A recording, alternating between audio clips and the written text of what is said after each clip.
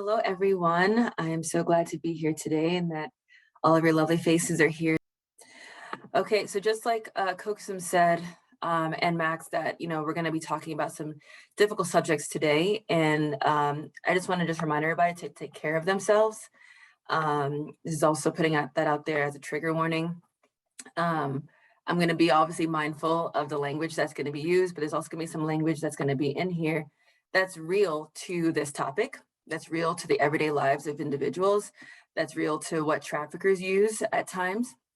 And so if anybody needs to take a step away from their laptop, from their phone or what have you, just to kind of, process and just take time for yourself, please do that. Take care of yourself. Also, Pastor Koksum is available for processing as well. So if you need to text him, message him, call him, what have you, that's always an option during this presentation and afterwards. If anybody has any questions during this presentation, you can put it in the chat. There's gonna be some time at the end to ask some questions, and I can answer some questions there. And what I'll also do is I will have my email address at the end, and I'll also just put my phone number in the chat too. That way, if anybody wants to text or call me and talk some more, we can do that, okay? So go ahead and get started here. So Max kind of went over a little bit about my background. I just wanted to highlight a few things. So before coming onto the AG's office, I was a victim advocate embedded full-time on the Central Ohio Human Trafficking Task Force, and Salvation Army was my employer. So that was social services and law enforcement working together. And so what that would look like is any operations, any investigations, any cases that any of the detectives that were working these cases had, I would be present for that. So I would go with them. That took us to a hotel, to the ER department, to the local jail. We've been to the side of the highway, to a trap house or a boarded house, anywhere at all, and just connect with that victim. Let them know that we're here to help. We're here to, offer also a judgment-free zone, and that whenever they are ready, we can take those next steps. And understanding that readiness has different levels and different phases of it.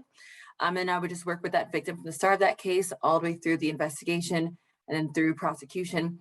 Some of these cases could take anywhere from 6 months to a year or two to get through. So I'd get to kind of build that rapport, help them, with their needs, meet them where they're at, and just kind of be a supportive individual for them along the way.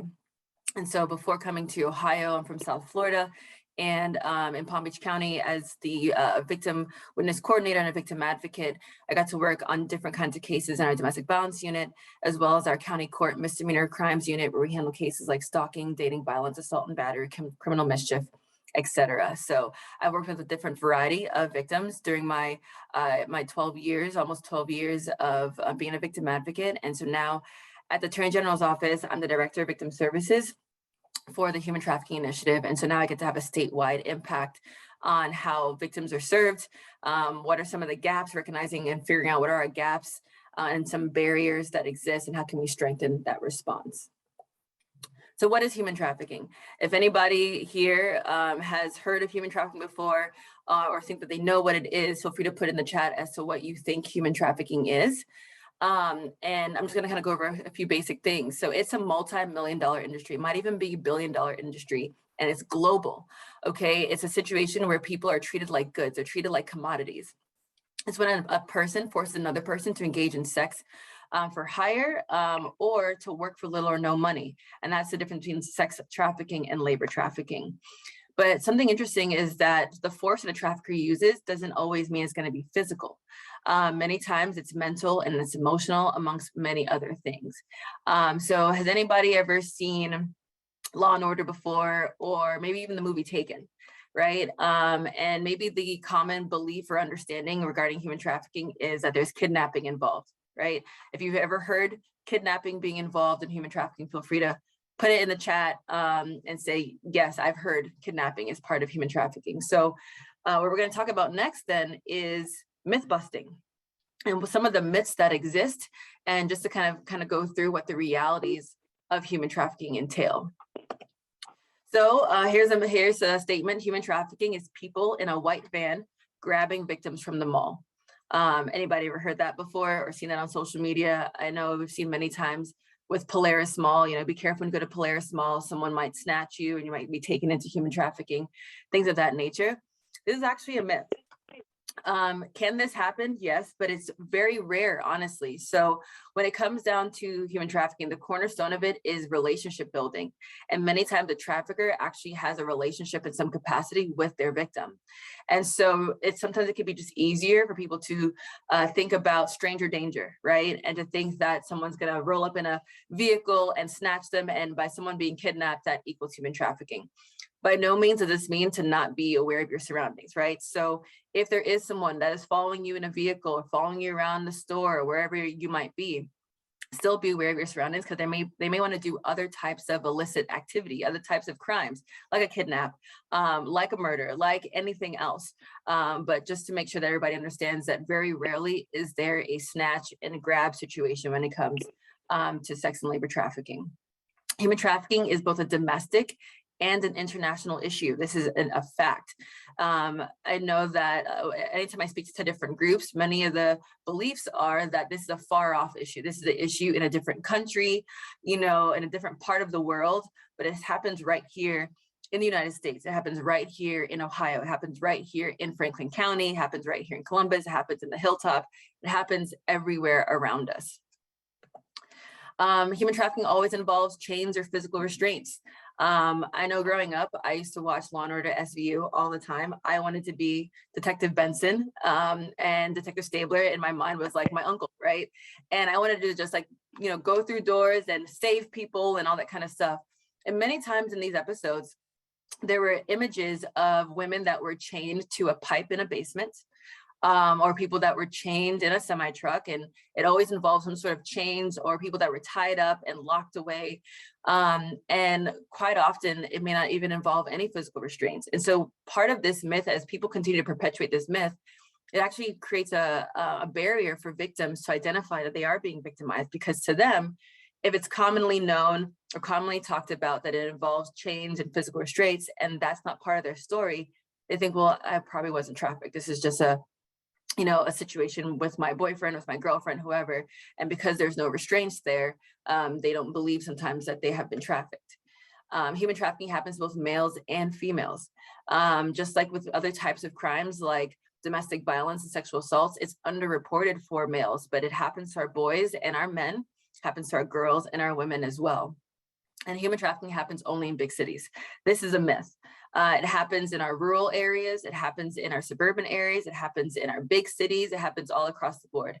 The cornerstone of trafficking is vulnerabilities. And so wherever there is an individual who is vulnerable, who's experiencing some type of, whether that's financial insecurity, poverty, drug addiction, you name it, that people live everywhere, right? And so wherever there's a vulnerable individual and a trafficker gets in contact with them and builds that rapport with them, that's an opportunity for trafficking to happen. So this is the United States map, and this is from the Polaris Project, which houses the National Human Trafficking Hotline. And so this hotline number is a 24/7 hotline number. So anywhere that you are in the United States, you can call this number. I'm going to give this number at the end of the presentation. And people are able to report what they've seen. People are able to call for help if they need it.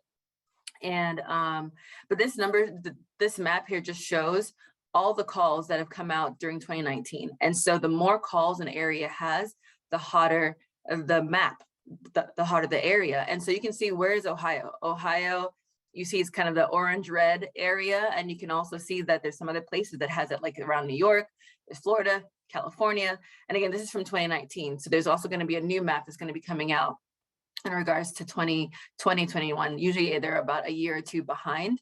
But for those of you that have ever heard the statement that that Ohio is the 4th worst state for human trafficking, or the 5th worst state for human trafficking, this is where that comes from this map, and also from the number of calls. And so there's a reason for that.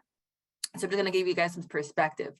So when it comes to the number of calls, it's on a ranking system. So if 100 people called the National Human Trafficking Hotline to report human trafficking here in Ohio, and let's say 101 people called in Illinois, and 102 people called in New York, that would make Ohio 3rd place, right? So it's based on the number of calls collectively.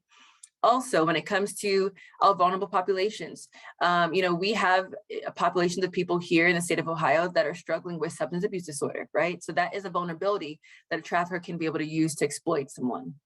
Another population that we have that is vulnerable is runaway youth. We have a very large population of runaway youth. So we kind of just think about the amount of vulnerable people that exist in our states. That's also part of that as well. And so the last part of that is the more awareness that we are giving and people are becoming more aware of what the realities of human trafficking is, the more people are going to be able to know there is a number to call. So all those things play a role in the number of calls that comes through the National Human Trafficking Hotline.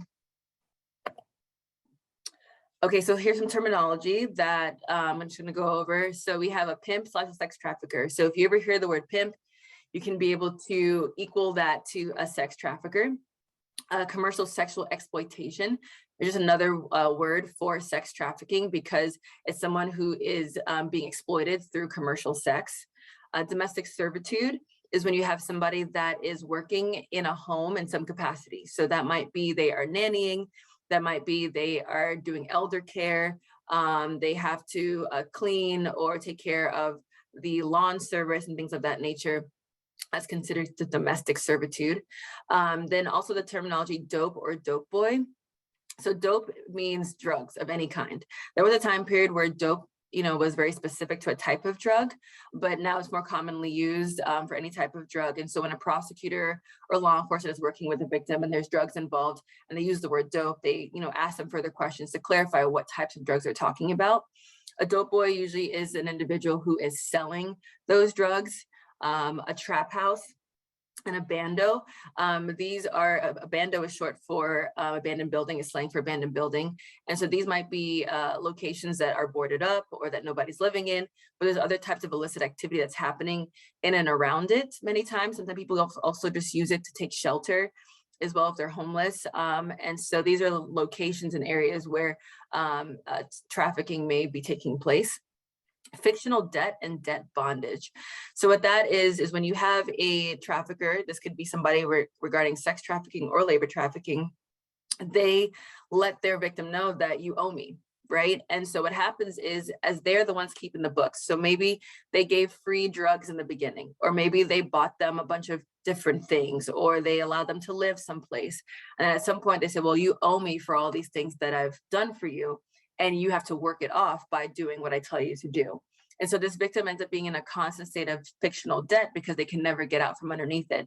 Same thing with that debt bondage. Maybe they came from a different country and they came here to work through even legal means, or they came here illegally, either way. And you have individuals that are making them work off, we helped you get here, we paid for your travel, we paid for where you're staying, we gave you food to eat along the way, you owe. And so you cannot leave until you have cleared this debt. And the things that as they continue to be there, they're always accruing more and more debt. And so it always just feels like they can't get from underneath it. Foreign nationals or migrant workers, foreign nationals are individuals that are from a different country, and migrant workers here in Ohio and other states as well. There are groups of people that come over seasonally, usually, and they're working in the agricultural industry, and they're working on farms, picking vegetables, working with animals, all that kinds of stuff, and they're considered migrant workers. This is some loaded terminology, just that everybody can just be aware of being mindful when you hear this language or using this language. So sex slave. This is something that many times is used in the news or in articles or in just kind of like grabbing those headlines. And a sex slave is not a thing. It's usually somebody who has been, harmed and been a victim of some sort of sexual assault, right? And so when we have our news and our media that are able to be educated and are able to be aware and be intentional with the type of language that they are using, that's always a great thing. But also for us to just be mindful of not utilizing that word sex slave, because again, it's somebody who has experienced some sort of victimization through some sort of sexual means. Prostitute. This one's interesting and has just layers to it. Many times people think about prostitute and they picture a woman many times, but there's so many things behind that, because what is happening in that person's life that has got them to this point? They went from point A to point B, right? And there's usually a rock and a hard place that's going on. And no matter what age you are, if you have kids, or we think back to when you were a child and someone said, what do you want to be when you grow up? you can probably bet that nobody's ever said, I want to be a prostitute when I grow up, right? So there's so many other pieces that are happening behind the scenes as to why somebody may be engaging in prostitution. And so for us to just be mindful of that. Child prostitute, teen prostitute, minor engaged in prostitution, this is also not a thing, because this is a victim. A child is a victim. A child cannot make the choice to be engaging in this type of activity. So for us to be mindful of that and recognize that if there's ever a young person under the age of 18 and there's prostitution involved, that person is a victim of a crime. Imagery that reinforces myths. I talked to you a little bit earlier about that chains and ropes. And if anybody were to go on their phone or on their computer and Google human trafficking and go to images, many times you'll see hands that are tied up. You might see a hand over a small person's mouth, all these kinds of barcodes and things of that nature. And all this imagery, what it does is it reinforces the myths that we just went over, that it does not need to have chains, does not need to have ropes, and all these things that are not many times reality to what victims are experiencing. Modern day slavery is something that many folks in the anti-trafficking world are utilizing and have been utilizing. And this term has actually been coined for the past 10 or 15 years. And it was done in, with good intentions to be able to get people to understand and to get on board as to, this is an issue here. But what ends up happening is, for no other crime do we really say modern day something. So we don't say modern day murder, right? And so slavery, what it was here in the United States, it was legal at that time. There were people that were, Black and brown people who were being enslaved and being treated very poorly, and physically and sexually and all this kind of stuff that was going on. And so to coin this modern day slavery with human trafficking, what ends up happening is it starts to diminish the reality that was experienced by African Americans here, and also just takes away, that reality. And so for us to be able to use the language of human trafficking, that should be enough as to how intense the situation is and how important the situation is. And so using modern day slavery is not appropriate. There's still some, agencies that still utilize that, but it's starting to grow out of favor in the anti-trafficking world, if you will. And slowly people are starting to use it less and less. Human smuggling, many times people believe human smuggling and human trafficking are one and the same, when they're two separate things. Human smuggling is the act that is taking place in order to kind of go around a country's immigration. So being able to smuggle someone across a border. So that is what human smuggling is. So once the person crosses over that border, that is the end of human smuggling. So that's all that it is. Now, when someone is smuggled to whatever country that they're going to, can they be trafficked afterwards? Absolutely.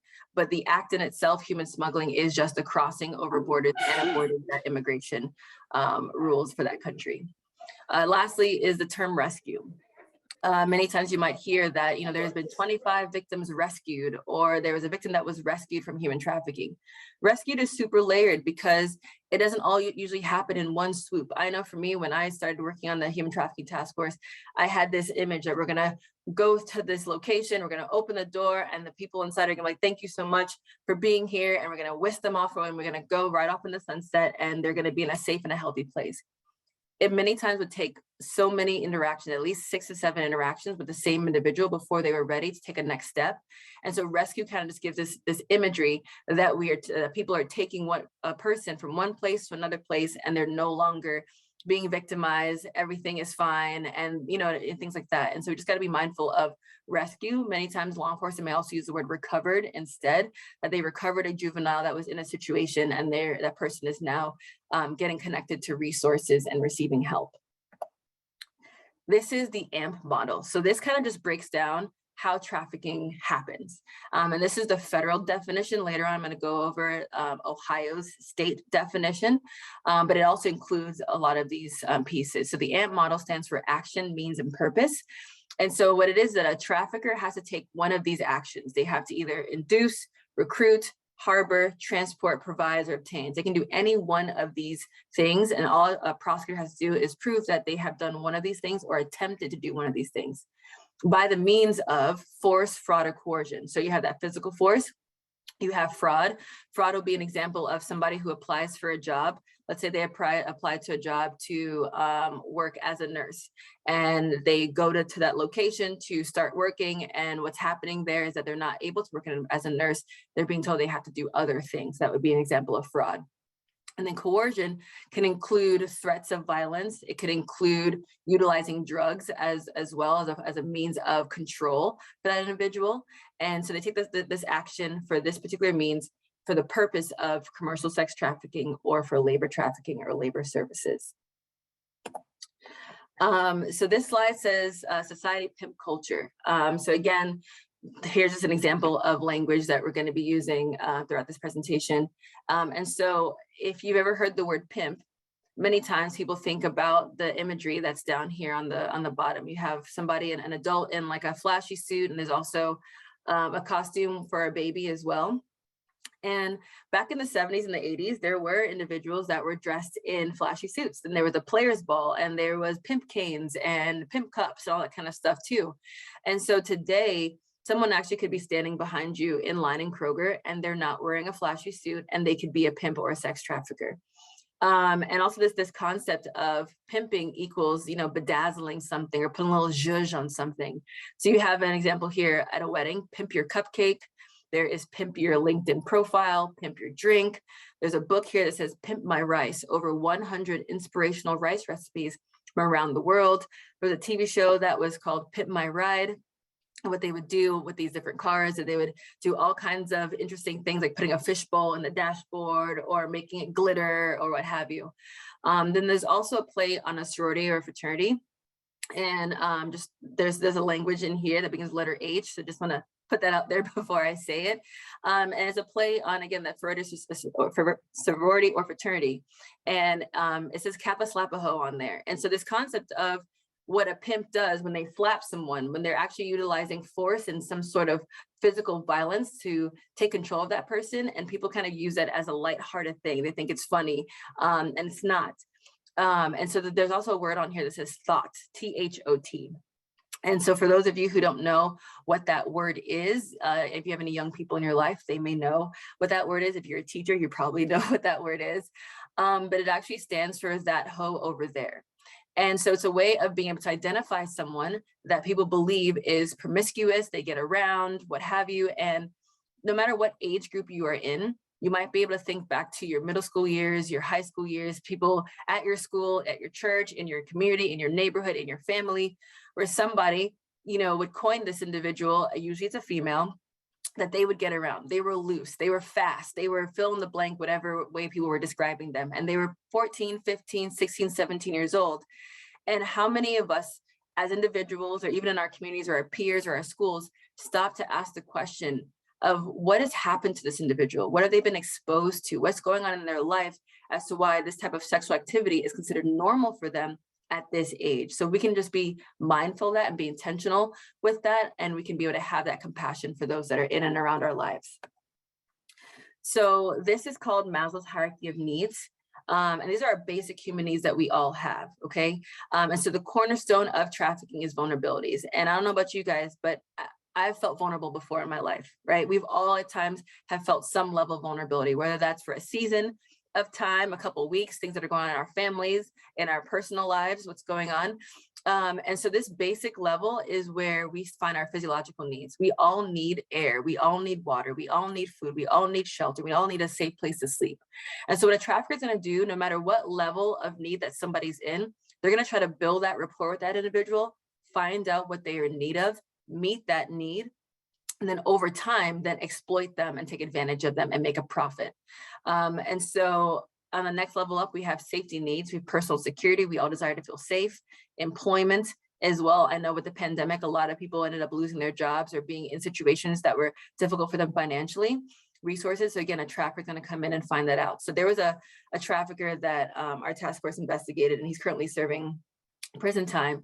And one of the things that he would say he would do is that he would go and drive around down in the Hilltop area, drive down Sullivan Avenue, drive down Parsons, and he would look for the person that looked the worst out there on the streets. Because he said, if I can find the person that looked the worst out there, I know that they were the most in need.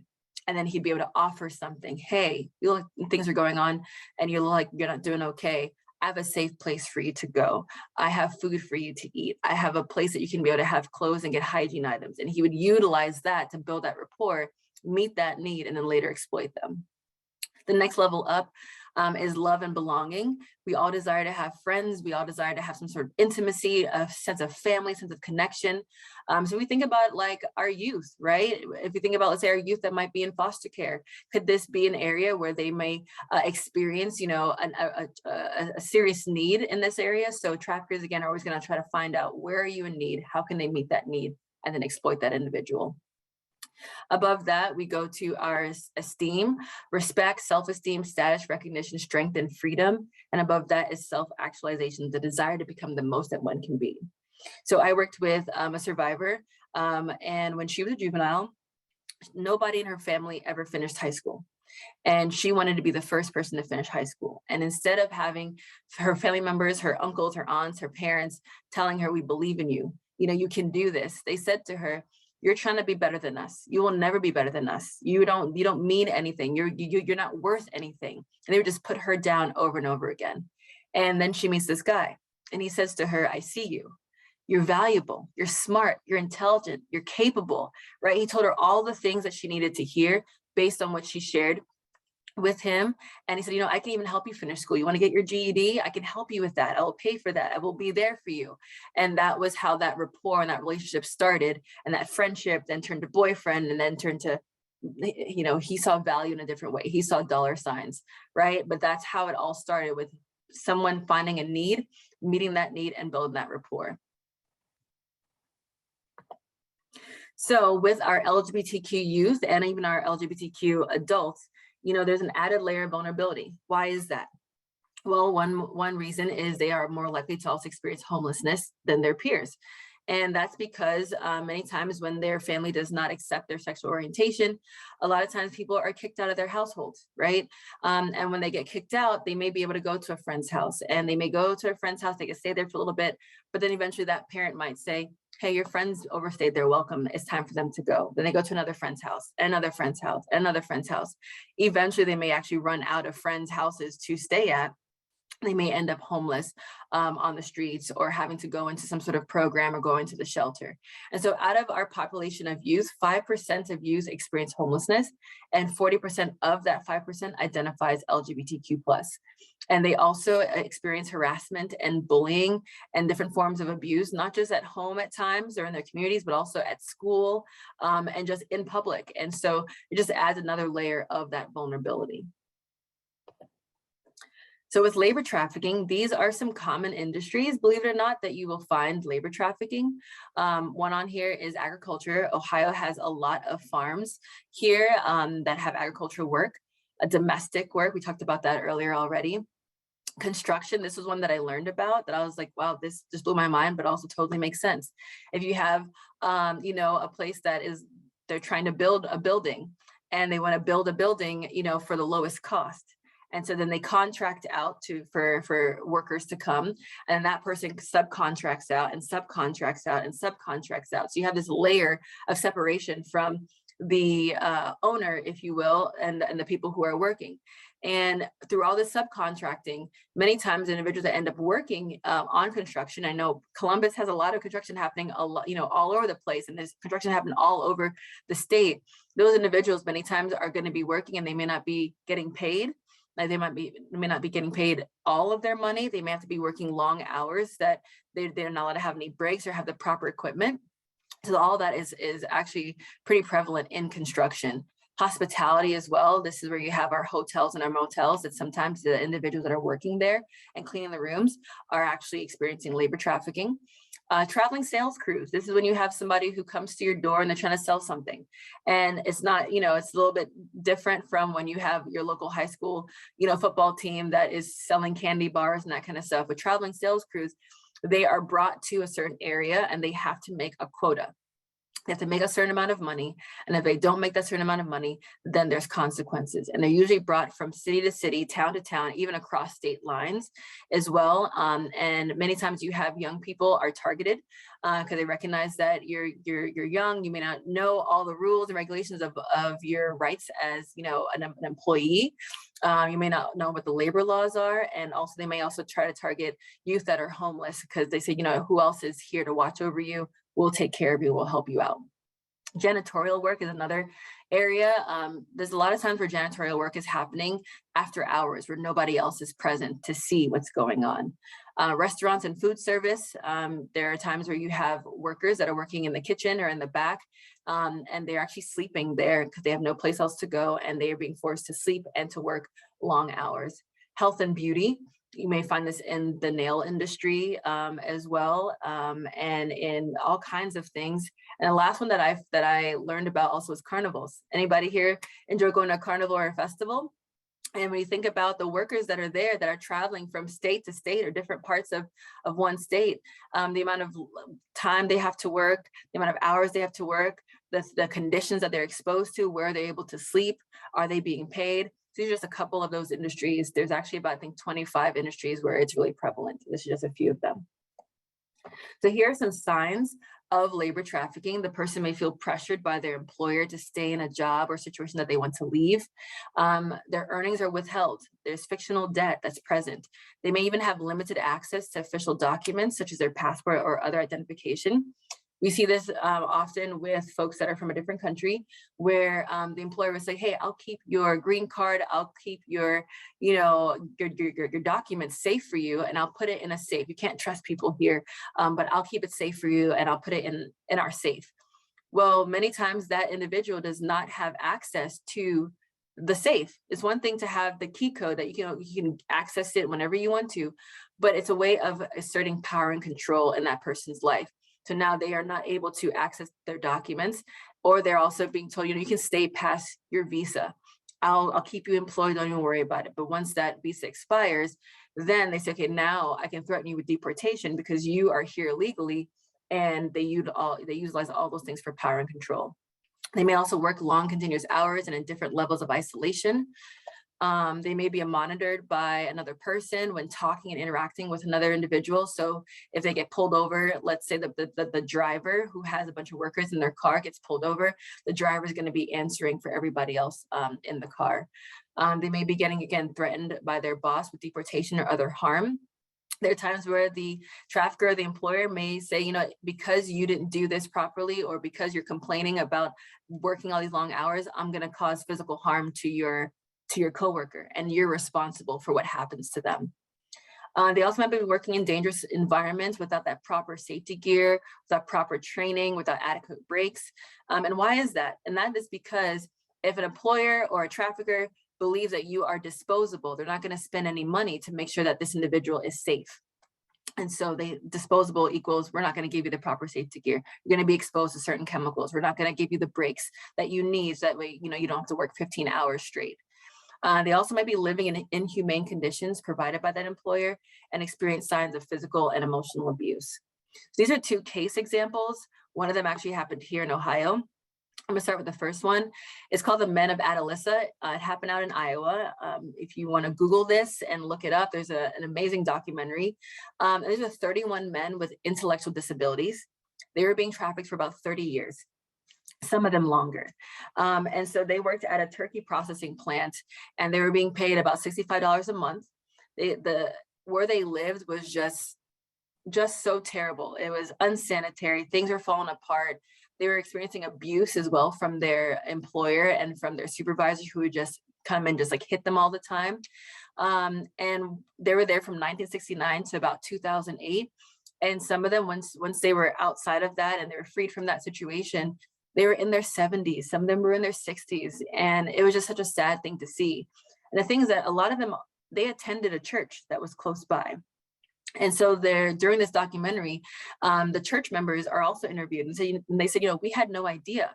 We didn't know what questions to ask. And because these men, they didn't know what was considered not okay or what was considered not normal. So that way we can just be mindful of anybody that comes in contact with members of the church or coming into the church, and being able to have information and education for them and for yourselves, but also asking questions about how people are doing in their lives, what's happening in their lives, and just being really intentional to interact with individuals. And then through that, you can be able to learn more about what they're experiencing. So in Ohio, this was a case in 2015. It was a federal case. It's called the Marion Trillium Egg Farm case. PBS actually did a documentary on this. It's called Trafficked in America by Frontline Documentaries. Also another fascinating documentary. And so there was 10 Guatemalan migrants. 8 of them were teenagers. And they were experiencing physical abuse. They had to do demanding labor for more than 12 hours a day at times, sometimes 6 to 7 days a week. And they would, if they did get paid, they would say, you owe us for sleeping on this bed. You owe us because we gave you this food. You owe us because fill in the blank, what have you. And so by the end of the worker getting paid, they'd have paid back their employer and would have little to no money left. And that was, again, if they were actually being paid. They also were threatened with violence many times, including harm to their families. And so code enforcement would come and do, code inspections. But what would happen is that code enforcement would actually call ahead to schedule an appointment. And so what the employers would do is that when they knew a code enforcement inspection was happening, they would have all the workers be someplace else. And they would have a trailer where they had to sleep and stay, that they had sewage on the floor. They had to use a bathroom in buckets. They had no heat in wintertime. There was rats there. It was just really, really, really terrible. And the fact that we had 8 of these 10 individuals were teenagers is just really profound. So again, it happens in and around wherever you are. And check this out if you guys ever, have interest in reading or watching this documentary. So for commercial sex trafficking, that includes, you might see that in outdoor, indoor solicitation. And that's where you have people that might be walking up and down the streets, people stopping their cars for them to get inside of the vehicles to engage in sexual activity for hire. That also might include sexual activity for hire happening inside of a house, at a hotel, at an apartment, at an abandoned building, and a brothel as well. And so many times people hear the word brothel and they think of maybe Las Vegas or the Bunny Ranch. But by Ohio ORC code definition, a brothel is any building at all where sexual activity for hire is happening. Familial sex trafficking is another place where commercial sex trafficking is happening. And I worked with a variety of victims where their first introduction to human trafficking was by a family member, where they were being trafficked by their mom, trafficked by their dad, trafficked by somebody in their family. Illicit massage businesses are massage businesses that are doing illicit activity, essentially, and people may be more familiar with the term happy ending, and so there's sexual activity that's happening at these massage businesses. If you guys can think of any other industries where you think maybe this could be happening, one would be strip clubs. And traffickers kind of target that at times where they say, well, you're already engaging in some sort of sexual thing that's connected to money. Here's, if you do a little bit more, you can cross over this line. So here's just some signs of sex trafficking. And this, as you can see, is going to kind of overlap a little bit with labor trafficking, because again, that they could have very similar aspects.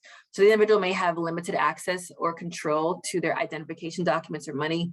They're the trafficker that our team worked, and I got to work with the juvenile victim that was in the case, and he would hold on to her ID and her social security card. So only he was the one carrying it. So she didn't have, active access to it. She knew where it was and knew that he was right next to her at all times whenever he was there, but she did not have, she wasn't able to hold on to that. Has inconsistent or well-rehearsed story about where they live, the relationship that they have with the person that they're with, or how they even travel to that location. They may have an older or controlling parent or guardian or romantic partner or sponsor who will not allow you to meet or talk with that person alone, or monitors their movement or spending or communications. And so another case that I worked, the trafficker who started off as a boyfriend, who started off very kind and loving and intentional, but it was all part of where he was trying to go. When he finally got to the point of trafficking her, he would tell her that you're not allowed to leave the house past a certain spaces. So she can only walk 10 spaces outside.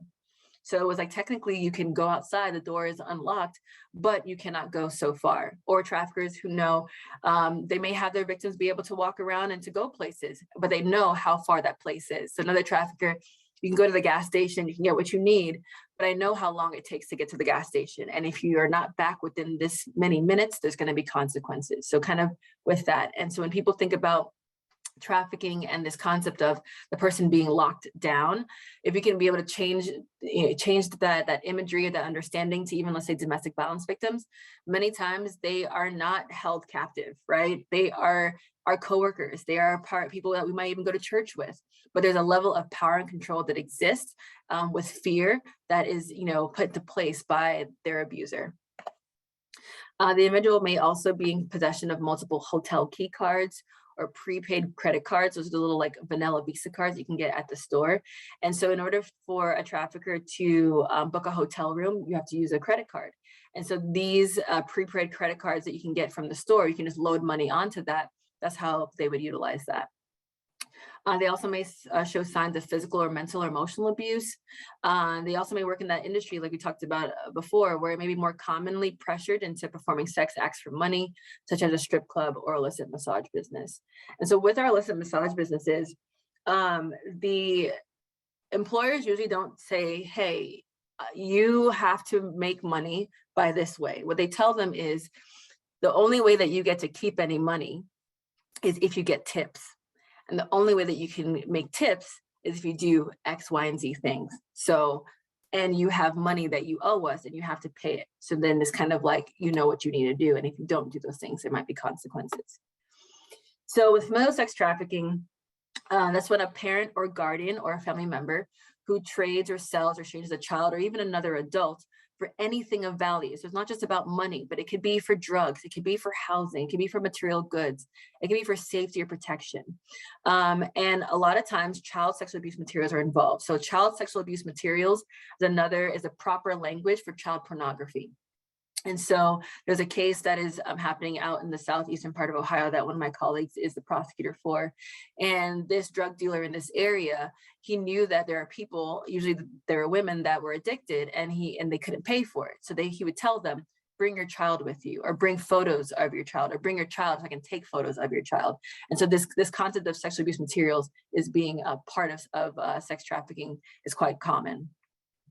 They can be children who live with or are supported by or dependent on a family member with substance abuse disorder, or they may be abusive in other ways. So again, if we think about the drug, issues that we have here, and that people that are struggling and battling with this, that's an example of how a lot of times trafficking can take place. Because I know any victim that I've spoken to that has been battling with substance abuse disorder, they said, if you'd have asked me when I was sober, before I started doing drugs, if I would do any length of these things that I've done during this time period, I would have told you I would never do that. But when you have drugs that are involved, the drugs will sometimes make people do things that they would never truly want to do if they were sober. Familial sex trafficking can also be considered normal by the family. So whether that is there are individuals in the family that have been trafficking people and it's considered a good thing or a cool thing or a powerful thing, or that there's individuals in their family that have been working a life of prostitution in some capacity, and they know who's in charge, who gets the money, this kind of like normalization of that.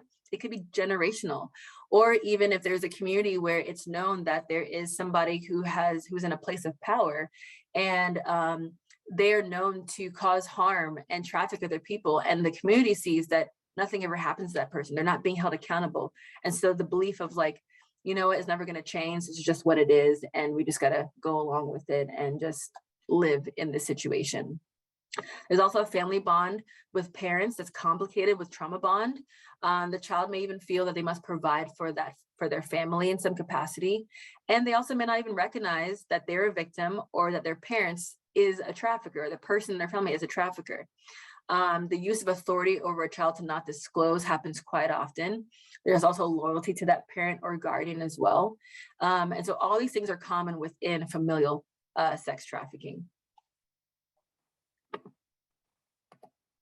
I know I'm throwing a lot of information at you guys. So again, just want to remind everybody, take care of yourself.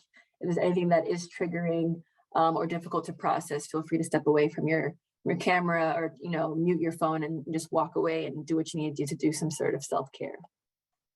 So how do traffickers get in front of of potential victims. It's not always an in-person situation, but it also might be online. And many times, a lot of the cases I've worked included an online option. That includes social media, liking photos and commenting and messaging, and they're reading and looking at the different posts and that kind of stuff too. They may even offer, hey, a job opportunity. This is a picture of someone who reached out to one of my coworkers, actually, and you might see a lot of this happening on social media, where someone's asking, hey, send me your Venmo, send me your Cash App, and I'll send you money just because. It's never just because. And then they have these fake posts of all these people that they've sent money to already. So on here, there's a screenshot from Cash App that apparently Michael Robb sent $547,000 to someone. And there's people holding up signs saying, I got paid by Michael Robb. He gave me $500 or $5,000, and trying to get people to connect and to answer and to respond. They may also offer to act as a sugar daddy or ask for someone to be a sugar baby. And this is actually quite common with our college students. I know for me, when I think back during my college years, ramen noodles was pretty much the staple, right? And so there are a lot of people that are approaching college students saying, hey, you want to eat more than ramen noodles? Do you want extra money? Will you be willing to be a sugar baby? And I will pay you to be my sugar baby, essentially. And that's how they also recruit people. And they just need one person to answer. And so there was a trafficker that would go on a dating app that we were investigating, and he would send over 100 messages, the same message over and over and over and over again, because he just needed one person to answer.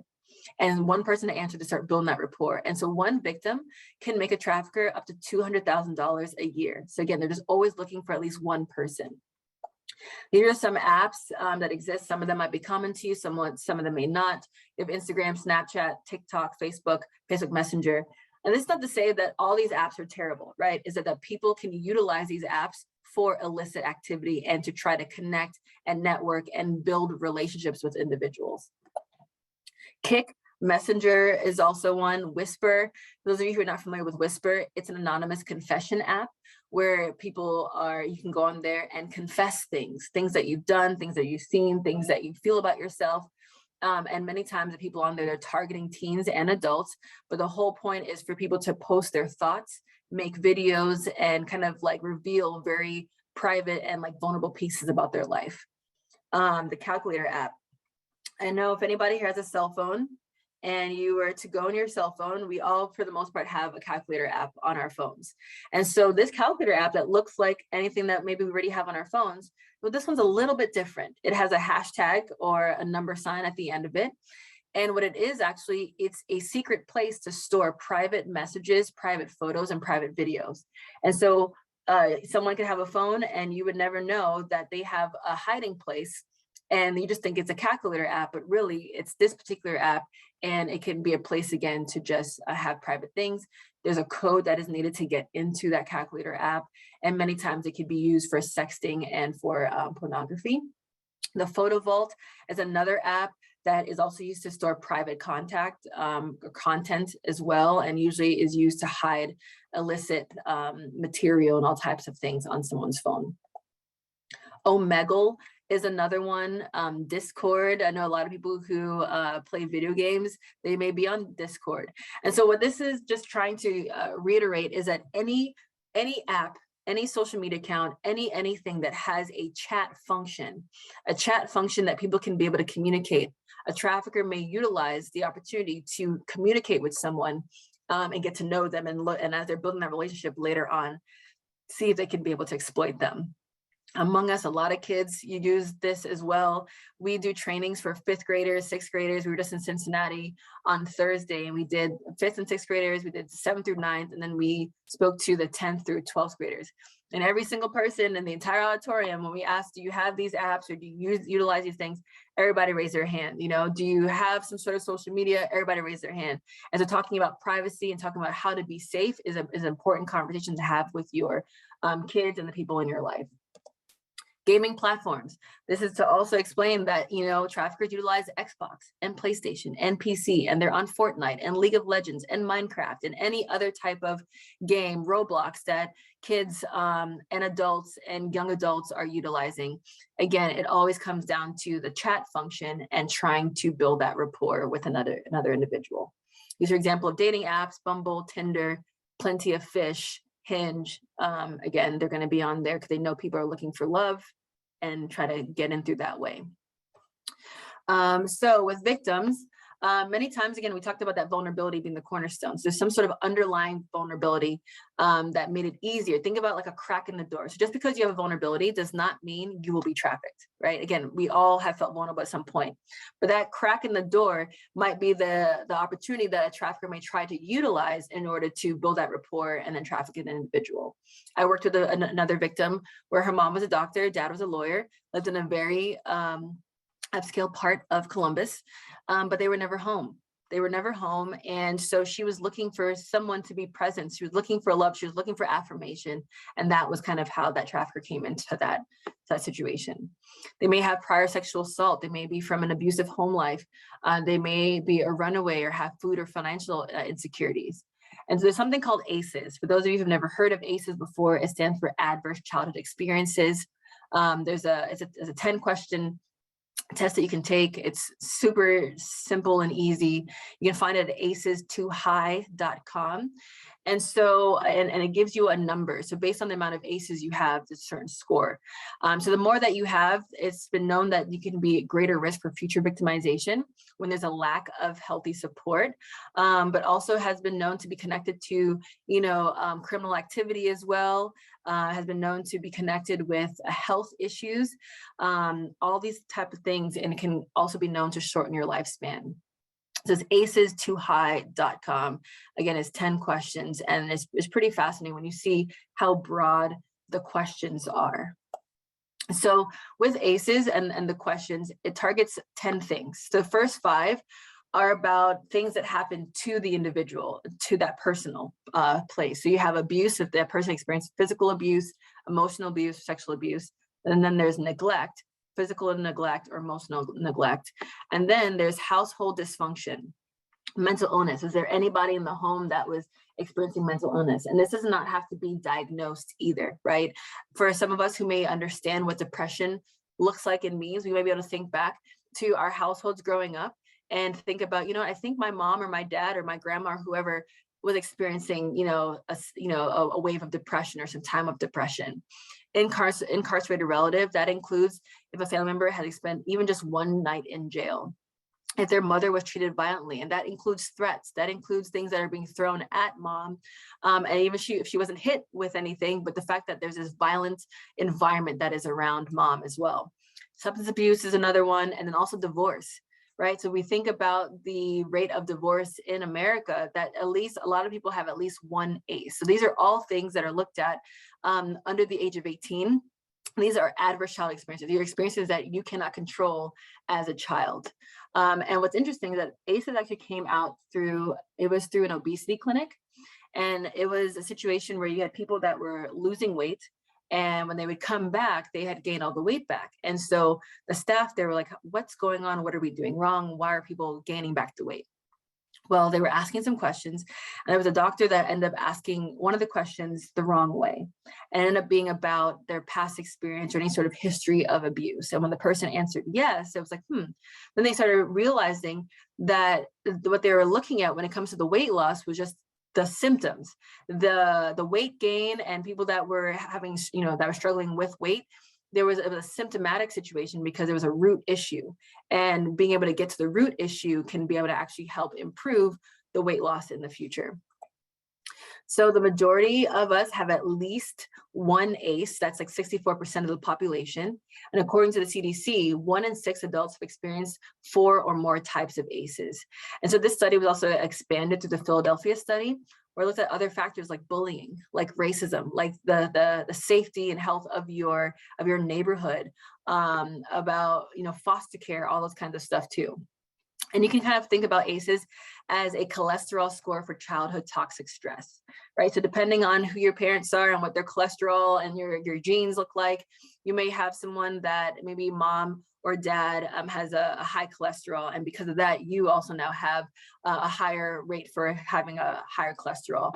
And so no matter, as you're trying to work through that and eat healthy and exercise and that kind of stuff too, your cholesterol score still might be a little bit higher than others because of what you got from your mom or your dad. So with our victims of trafficking, there's a lot of complex trauma that is involved, and a lot of guilt and a lot of shame, especially when it comes to along the way they feel like I said yes at some point. It's my fault. I said yes to being in this relationship. I said yes to accepting that ride. I said yes to accepting this place to sleep. I said yes to engaging in this behavior. And so trafficker is going to utilize that as well as a way of, you are responsible for what happens to you. You are the fault of your own. A lot of victims don't identify as victims as well. And it can take multiple interactions with law enforcement and other organizations before they're ready for that next step. And then when it comes to the resources, there aren't enough resources. We are in a better place that we are now in the state of Ohio compared to 5 or 10 years ago, but we still need so much more resources.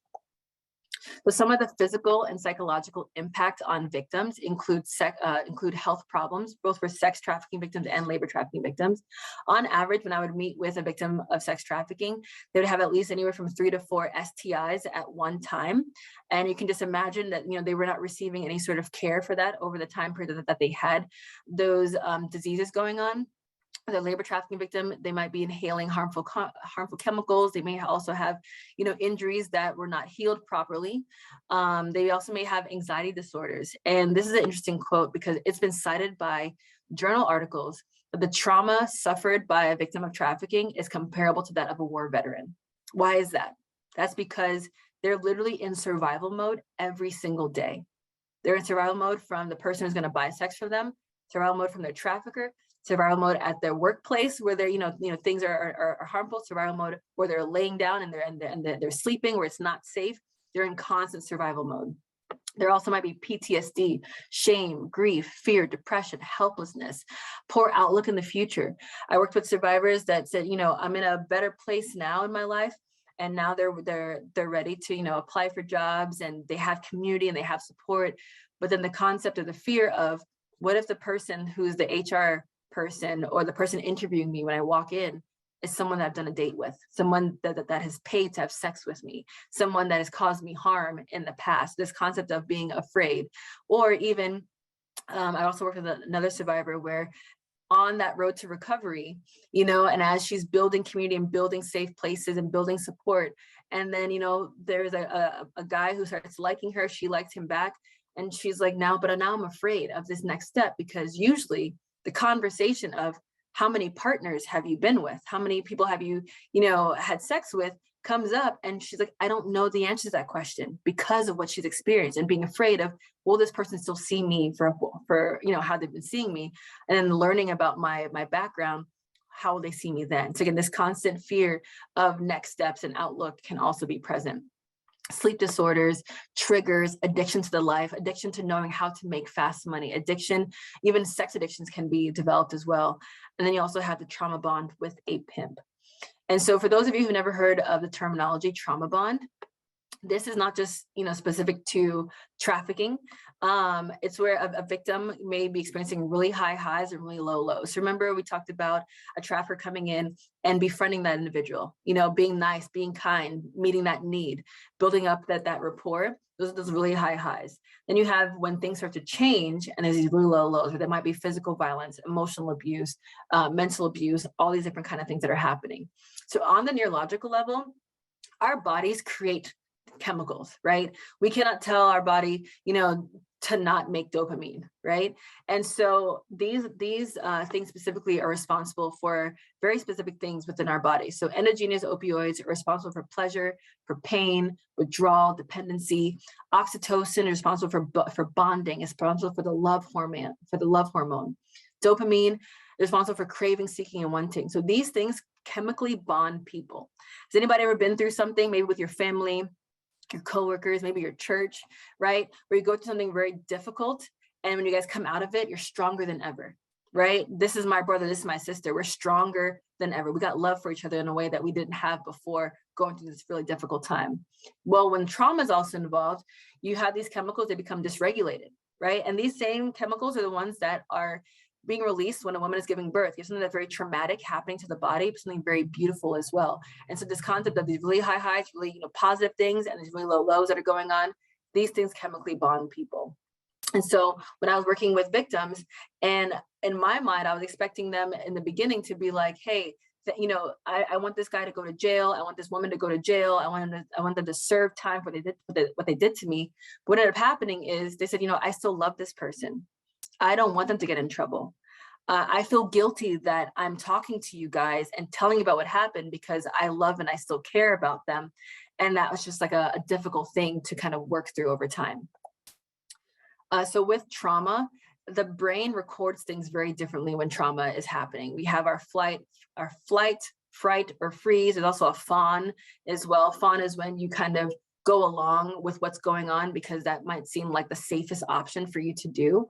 And so when you think about trauma and the brain, think about it as a puzzle. And many times people want to hear, tell us what happened from start to finish. Well, the way that the brain is recording, it's not, you may not be able to get all of that in a chronological order. And so if anybody here has, you know, did any puzzles during the pandemic, and you turn the puzzle pieces over, you empty it out of the box, you have these pieces, some of them are turned over and you can see the picture part and some of them have the cardboard part. Well, when trauma is happening, you might be able to put some of these pieces together. Some pieces might be lost forever. Some pieces may never turn over, but overall, you might be able to see what the major picture of what happened is present. And so utilizing sensory questions is super important because during trauma, our brain is utilizing what we need to be able to survive. So things that we taste, that we smell, that we see, that we hear, that we touch, those things can connect better with questions for people to remember because they're sensory and our brain kind of, you know, records that a lot differently. So what's the connection between prostitution and human trafficking? 65 to 95% of those people in prostitution were sexually abused as children. So that right there is a vulnerability. 75% of those in prostitution have been homeless at some point in their lives, another vulnerability. An estimated 600,000 children under the age of 18 have been involved in some sort of sexual abuse material. Up to 90% of prostituted persons are under the control of a pimp or trafficker. So this just kind of just highlights that prostitution is not a victimless crime. And it's not what we've seen in the movie Pretty Woman, right? This concept of there's this choice that's there, there's this lavish experience and everything is fine. And this person being treated with kindness and with respect and all that kind of stuff. There's so much layers behind prostitution in and of itself. The next slide is actually going to be some pictures.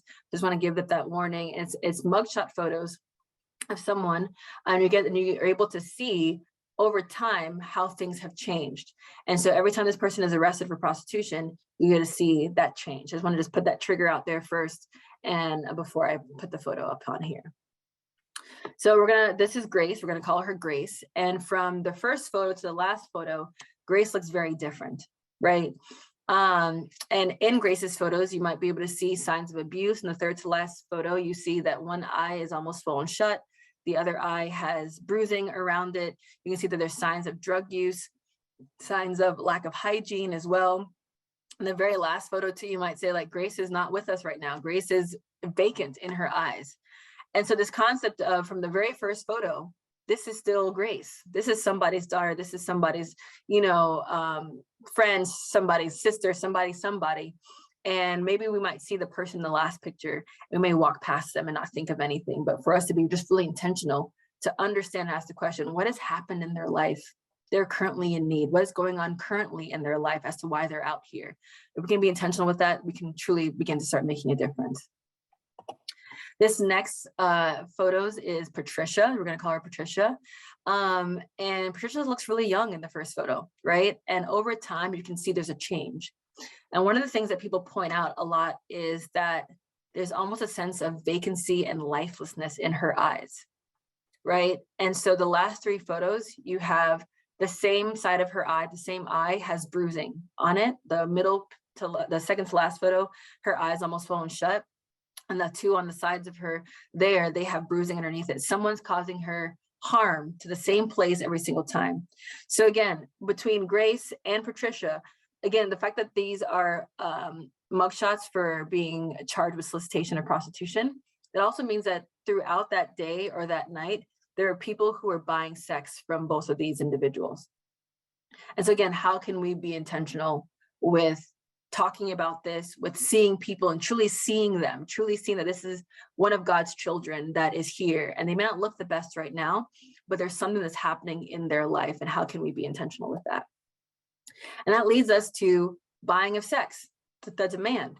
You can't have a supply without a demand, right? So who is a John? A John is another word for someone who buys sex. You might hear that language used. But who is a John? Who is someone who might purchase sex? Anybody have any guesses who that person is? What they look like, how much money they might make, where do they live, who are they? Feel free to put that in the chat if you like. So the demand is the role that buyers play in sex trafficking. And so buyers, what they do, they fuel the demand for people to be available to provide a sexual activity for hire. And then traffickers respond to that demand by victimizing other people in order to create a profit for themselves. So if we can think about a decrease in demand, that can have the potential to reduce the amount of victimization happening to other individuals. And there are different levels of buyers that exist. There's low frequency and there's high frequency, but all levels of buyers contribute to the supply of victims of sex trafficking. So what a low frequency buyer is, it is someone who purchases sex about 1 to 5 times a year or on a quarterly basis. And a high frequency buyer is someone who purchases sex about weekly or monthly, and they usually account for 75% of the purchases. So still, no matter what level someone is in, they contribute to the victimization of other people in sex trafficking. So here in the state of Ohio, before April of last year, solicitation of prostitution was being able to be charged for both the buyer and the seller. And it was a misdemeanor 3rd degree, and with a maximum penalty of 60 days in jail and or a $500 fine. So House Bill 431 was able to split those offenses, and our office got to have a hand in that, and I got to be part of that legislation and part of giving feedback for this law. So that was kind of a pretty cool experience to have. And so effective of April of last year, there's a new charge that's called engaging in prostitution, and it's specific to buyers of sex. So the other charge was a misdemeanor 3rd degree, which makes it lower, and a misdemeanor 1st degree is what the engaging is, which is a higher offense. It comes with a maximum penalty of 180 days in jail or up to $1,500 in fine. And there's also language in the statute that says the court shall require the offender to attend an education or treatment program. So a lot of buyers of sex may say, oh, I didn't know this person was being trafficked, or I didn't know about, other things. And so what this creates is an opportunity for them to say, you can't say you didn't know anymore. And now that you've been educated on what trafficking is, educated on what's happening behind the scenes, educating on what the laws are, what the penalties are, and also finding out what is your root issue. Why are you out here buying sex? What's going on in your life or has been going on in your life that this is a coping mechanism for you or an opportunity for you to utilize power and control over another person. And so some of those methods of conditioning that traffickers use may include threats of violence, to the victim or other victims. So there's a word that is a stable. A stable is what a trafficker calls a group of women or men or boys, a group of people that the trafficker has control over. And when you hear the word stable, what is kept in a stable? Horses, right? And so it's just another way to kind of reinforce that these individuals are property, that they are owned in some capacity. So a trafficker may do the threats of violence or commit violence to other people that he or she is trafficking, but utilize this one victim as saying, hey, since you didn't bring back enough money like I told you to, I'm going to cause harm to these other individuals because of you. And so now that victim can feel the weight of these other people being harmed and feel like I'm responsible for what happened to them. A trafficker may also utilize cultural beliefs as well. When I worked in Florida, I worked on a domestic violence case, and the couple, they were a Haitian couple. And what ended up happening was the wife called the police and reported the abuse that she was experiencing, and she was cooperating with the prosecution. And as we got closer and closer to trial, the husband's family said, if you cooperate with the state, if you cooperate and you attend court, we're going to put voodoo on you, put voodoo on your kids. We're going to, utilize this towards you guys. And so for her, that was such a strong belief for her that created an opportunity for her to be like, I don't want to cooperate because I'm afraid of what's going to happen to myself and to my children because of what his family has threatened. So again, a trafficker is going to try to utilize what are some cultural beliefs that they may share together or they know about the individual to have that extra layer of conditioning or power and control. They may use bodyguards where they have other people that are part of the trafficking organization to keep tabs on the victims, to keep them in line, if you will, to make sure that they're paying what they're supposed to be paying, things of that nature. They may also control their identification. They may beat them and torture them. There are some traffickers that utilize cigarette burns all the time, and not as a way of, oh, because you did something wrong, I'm going to burn you, but this constant state of randomly burning them, so that way they're always in a constant state of fear and understand that this person has that control over them. Free drugs. They may also use forced drug use or even dope sickness, that if you don't do what I tell you to do, you don't make enough money, I won't get you the drugs that you need, and you're going to go through withdrawals and you're going to feel very sick. Sexual assault and gang sexual assault is also another conditioning tool that traffickers utilize. Exposure on social media. I worked on a case where the trafficker, who started off as boyfriend, befriended mom and grandma and grandpa and all her friends on social media when things were good, right? So he was friends with everybody on Facebook, friends with everybody on Instagram. And then one day he took pictures of her, illicit pictures of her, not to her knowledge. She was actually unconscious when this happened. And when she came to, he said, I have these pictures of you, and now you're going to work for me, and you're going to have to make this amount of money. And she grew up in a household that was safe, that was healthy. They went to church every weekend. And when this happened, he said, I will post these pictures. I will send these pictures to your parents. I will send these pictures to your relatives and to your friends and post them online. And she was an adult when this happened. And for her, that was enough fear. The exposure of people receiving these pictures of her, as she complied with what he was talking about, because he said, I just need you to work for me for a little bit of while. You're gonna do these things and then we'll be done. And she was terrified. And then after that was when the physical abuse also started. So she felt like she could never talk to her family about it because she was afraid of what they might think of her when they saw these pictures, or if she told them what the pictures, entailed, that they would see her differently. So that fear was present. So for us to be intentional with making sure that people in our lives know that no matter what's going on, no matter what photos might be out there or what situations going on there, that you can still be a safe place and be trusted, and know that they can come to you and talk to you about things, whether they had a hand in it or not, is super, super, super important. The trafficker may also threaten to end basic needs as well. They may say that no one else is going to want you or care for you. They may also threaten to report the victim to the police. You did these really terrible things. You were breaking the law. You have a warrant for your arrest. You have probation. Your kids are in child custody. So if, there are things that I can report about you. And so they'll use that as an avenue as well. So this is a slide to show just the many faces of traffickers. And next to each name is their age, so that you can see that there's not one age, there's not one race, there's not one gender that exists, that anybody, and all these people, none of them are wearing a flashy suit. None of them had a white van that they were just kidnapping people in. And I'm just going to highlight a few of these individuals.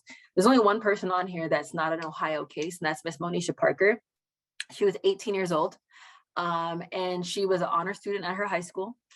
She was the captain of her cheerleading team, and she was trafficking a younger member of her cheerleading squad. Ronald Hellman is from the Youngstown area. He was trafficking juveniles and adults, but mostly he focused on juveniles for a number of years. He just got sentenced to prison. Here in Columbus, this is Anthony Wilson and Tori Wilson. They were the husband and wife duo. And they were trafficking individuals. And she had a bookkeeping company that he would launder the money through her company. Jeremy Mack was a federal case. He was trafficking a juvenile. Down at the bottom, Jordy Callahan and Jessica Hunt. They were a boyfriend and girlfriend duo out in Ashland, Ohio, and they were trafficking a woman who was an adult, but she had intellectual disabilities that put her about at a 14-year-old, 16-year-old kind of mind frame. And they would have her and her daughter. She had a small child. And what they would do is they would cause physical harm to the mom, enough to make her having to go to the hospital. That's how much harm they were causing her. So that way she can get pain medicine and bring the pain pills back. And then they would utilize that because they had an addiction. They would do a whole bunch of other terrible things to her. Antoine Williams, this is the case that I mentioned to you guys where I worked with the juvenile. And he's from the Youngstown area, but he was trafficking juvenile and adult victims here in Columbus. And right now he's serving about 13 years in prison. And what was interesting about this case is that he actually dated her mom when she was 10 years old. So there's this familiarity that was present. And then he started dating her the juvenile victim when she was 15, and he didn't start trafficking her until she was about 16, almost 17 years old. So he took that time to groom and to build that rapport and to build that trust and to provide and all those kind of stuff. The Zhu sisters, they owned a illicit massage parlor in Delaware County, and they were trafficking women out of their massage parlor. And then Nicholas Cochran, age 28, he's also a federal case. He was trafficking a juvenile out of Lima, Ohio.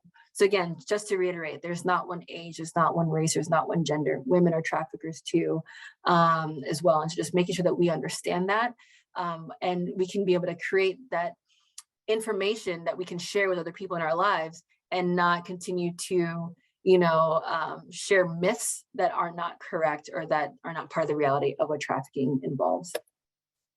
So in this slide, there is a word here that begins with the letter H. I just want to just put that out there before I say it. So this is a book written by a pimp. His name is Pimpin' Ken, and his book is called 48 Laws of the Game. And this is written by a pimp. So we're going to hear from him. So every chapter that he has in his book, he calls a law, and he's literally teaching people how to traffic other individuals. So chapter number 4, law number 4, says, keep a hoe in arrears. The more someone depends on you, the more power you have over them. To master someone completely, they have to depend on you for everything. So when we talk about those vulnerabilities and that rapport building and building relationships, he's saying that right here. Law number 5 says, prey on the weak. Look for those vulnerabilities. Law number 6 says, when pimping begins, the friendship ends. Remember, there's really high highs and really low lows. So we're going to build this relationship and later on exploit and cause harm. That's what he's saying. This is out of the mouth of a pimp himself. I would not recommend that you buy this book at all. Again, the money will go to him, but just an example of out of the mouth of a pimp, everything that we talked about today, he's telling you this. So what's the reporting process when it comes to trafficking? So there are hotline numbers that exist. There are a national hotline, local law enforcement has hotline numbers, social service agencies have hotline numbers. And so these tips come from all over. Law enforcement gets tips from healthcare, schools, parents, case managers, probation officers, you name it, churches. These tips come in. And when the tips come in, they get sent to the task force, and the task force goes through it, and then they start to look into what has been reported, and then that investigation happens. So that investigation, they connect with victims and other witnesses and pull evidence and all that kind of stuff. And then when they finish the investigation, they create what's called a packet, we just call a felony packet, and they turn this over to the prosecutor's office, where then now the prosecutor's office goes through the information that the law enforcement has gathered. And then they usually will bring that case to a grand jury, which is then where the grand jury will indict the individual on certain charges. And then from there, that person is then, a warrant is issued for their arrest, and they're arrested. And then the court process now happens and moves forward. So under Ohio law, it's not called human trafficking, it's called trafficking in persons. By the way, I'm almost done for those of you in case I think I'm coming up to time here. It's called trafficking in persons. And what it says is, no person shall knowingly recruit, lure, entice, isolate, harbor, transport, provide, obtain, maintain, or even attempt these things if the offender knows the person would be subject to involuntary servitude, which is what we call labor trafficking here in the state of Ohio, or be compelled to engage in sexual activity for hire. So there was an issue here where I want to say it was April of last year, Ohio was the last state in the nation to have protections for 16 and 17-year-olds. So in every other state and federally, if you're under the age of 18, and this was a situation that was happening, a trafficking situation, you were considered a victim automatically. For the state of Ohio, unfortunately, prosecution and law enforcement had to provide proof of that. Remember that force, fraud, coercion, and compulsion was happening for our 16 and 17-year-olds. Now that is fixed. We're free for our 16 and 17-year-olds. That proof does not have to be put forth because they are under 18 and they cannot consent to these things happening to them because they are a minor and they're being trafficked. So sexual activity also covers contact and conduct. And so for those that are not aware, contact is like touching above things, and conduct is when there's any sort of penetration in any capacity. Trafficking in person is a felony of the first degree, so it's the highest form of a felony. It comes with a 10 to 15 year mandatory sentence. And so that could be for every victim that a trafficker had under their control. So if a trafficker had 5 people, they can technically say serve 10 years, at least 10 years for each individual. It also comes with tier 2 registration, which is a sex offender registration. And tier 2 means that they have to register as a sex offender for 25 years. This is the National Human Trafficking Hotline. So if you see something, you say something. If you want to connect someone with resources, you can call this number. And here in Columbus, Salvation Army is the on boots response here in Columbus, where so if a victim calls this number, whoever is on duty for that hotline number, that used to be me at times when I was on the task force, they would be able to actually talk to an individual, talk with me, talk to whoever, and figure out next steps in order for them to be safe and be okay. Also figuring out who your local human trafficking responses are is always good to know. This is a map of all the anti-human trafficking coalitions that exist in the state of Ohio. On the bottom right corner where you see there's gray areas of those counties, that's where there are no anti-trafficking coalitions. In Franklin County, the yellow color in the middle, it's all part of one, and it's called Corsi. And it's the Central Ohio Reach and Restore Coalition. That's also run by Salvation Army. They have street outreach and other organizations that do trafficking or anti-trafficking work are also part of that as well. So what can you do? And there's a lot of information that I threw at you guys today, but what can you guys do? One of the things you're doing right now is create safe spaces for these open conversations, but also these safe spaces for open conversations in your household, amongst your friends. And again, trafficking is not an issue just for children. I've worked with victims from age 14 all the way up to in their 70s. So this literally spans all across, because when we talk about vulnerabilities, any age could feel and be vulnerable in a situation, right? So have these safe conversations for tough subjects and talk about things. There are times where things are happening within our households, within our families, and we don't talk about it. And that kind of gives the impression that we don't talk about these things. It's not okay for us to have feelings or to recognize that what's happening is not all right, and we need to come together as a family and kind of really talk about those things. Talk about healthy relationships and what they look like, right? And unhealthy relationships. Not everybody has a map or an example in their life of what healthy relationships look like. Talk about how purchasing sex is not okay. So I got to talk to all the guys on this call. Do women buy sex? Yes, but 98% of buyers of sex are men. And so in your friendships, in your groups, in your barbershop, wherever you are, having these conversations and holding each other accountable about purchasing sex is not being okay. And we've had people in their 70s and their 80s, grandpa, great grandpa, that are buying sex. We've also had juveniles that were buying sex. So just understanding that this is not just a topic only for one specific age group, for anybody and everybody.